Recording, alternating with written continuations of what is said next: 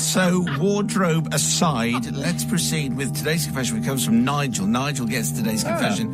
Another Nigel, who sent his confession to confessions@greatesthitsradio.co.uk. Father Simon, Brother Matt, Sisters Holly, Susie, Katie, and Beryl. Yeah. Sorry, just hedging my bets, Right. says Nigel. So, PG certificate, by the way. Oh, really? I mean, just about.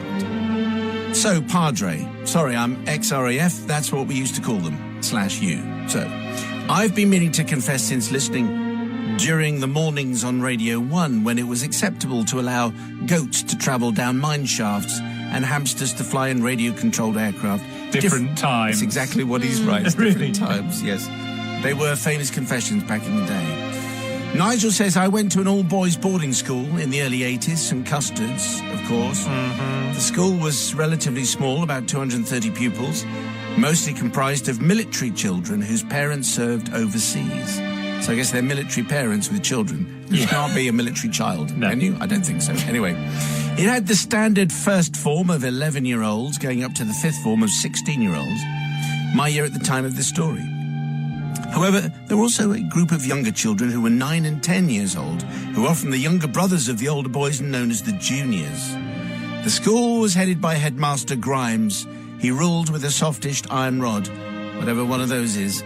However, the daily functions of the school was run by members of the fifth form. These included things like organising the dining hall, supervising the homework sessions, ensuring discipline in the corridors amongst the younger, more unruly pupils, and handing out the mail. It is commonly known and accepted that those who carry out these extra responsibilities to ensure the smooth running of the school are generally known as prefects. Padre Simon, there was one problem though. We were not allowed to call ourselves prefects, and this annoyed us in the fifth form greatly. The headmaster Grimes had determined that we were too irresponsible and disreputable and were not worthy of the title prefect, from the Latin praefectus, meaning overseer or director. He may have had a point, as we had previously been implicated, some might say fairly, in a few instances of daring-do, such as the relocation of the deputy headmaster's prized Bristol sports car, accidentally setting fire to a couple of bedrooms, bricking up the drama teacher's front door, and somehow acquiring the headmaster's keys and emptying the tuck shop. Anyway, you can see Grimes' point, really. Yeah. We needed to find a way of redeeming ourselves in the eyes of Grimes and to prove we were actually responsible and deserving of the title prefect. And we decided to demonstrate this to the whole school. So we hatched an ingenious plan, one that would easily do the job. I was volunteered as the daring hero of the hour, and everything was set. During one period on a late Friday afternoon, I went into the junior wing and opened the main emergency door, leaving it slightly ajar. A few hours later, 3 a.m. in the morning, Saturday, I crept into the junior wing through the previously opened door and set off the fire alarm.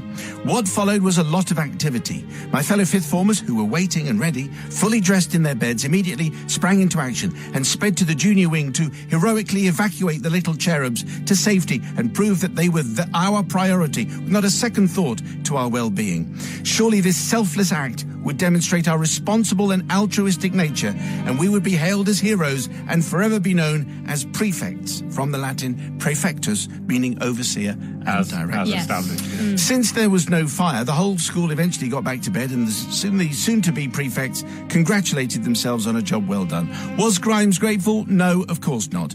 As we settled into our beds, chuffed that all had gone well, we suddenly became aware of the blue lights of the fire brigade, who had travelled all the way from town for a non-existent emergency. The alarm had, of course, been automatically alerting the emergency services and dispatched a team to our remote location, something we had not considered in our ingenious plan. In all the excitement of the rescue, Grimes and the teachers had also forgotten to tell the emergency services that as well, so in many ways it was their fault. Padre, I wish to ask forgiveness, not from the juniors for waking them up at 3 a.m, nor for the fact that they may have got the blame themselves once someone discovered that the alarm in their block had been set off. It was a good life lesson and character building for the little cherubs. Nor do I seek forgiveness from Grimes, who, if he'd just been more forgiving in the first place, had just called us prefects anyway, from the Latin praefectus. None of this would have happened if he'd been open to this suggestion. However, I do sincerely ask forgiveness from the now retired crew members of the fire brigade who were unnecessarily disturbed from their own beds that night to light up the countryside with their blue lights. As a fully reformed and upstanding member of the community, I of course recognise that false alarms are grossly irresponsible and fall at your mercy to seek forgiveness for this childish and impudent act, all in the pursuit of vain glory. Well, let's see where we're sitting with this one. I think Nigel might have said there precisely what Sister Holly was about to say anyway, given her role of chief responsible person. Yeah. Everything about this confession was dreadful from the start, Nigel. The fact that you were desperate to be a prefect and boss the little ones around. No, why? You're not a teacher, so why? It just, oh no, hate it. No, so that was the first thing. Touched a raw nerve here. Second thing, were you not a prefect? I was a music prefect. That's different. Oh, yeah, I see. That's a bit cooler. I see, touching a raw nerve. So yeah, it just wasn't the vibe. I think waking up at 3 o'clock in the morning, all those people that you woke up at 3 o'clock in the morning, all of the people in your year group, but also the young children that you woke up, not good. And of course, the nail in the coffin, the fire brigade turning up when it was just a little prank. So on every reason, totally wrong, not forgiven.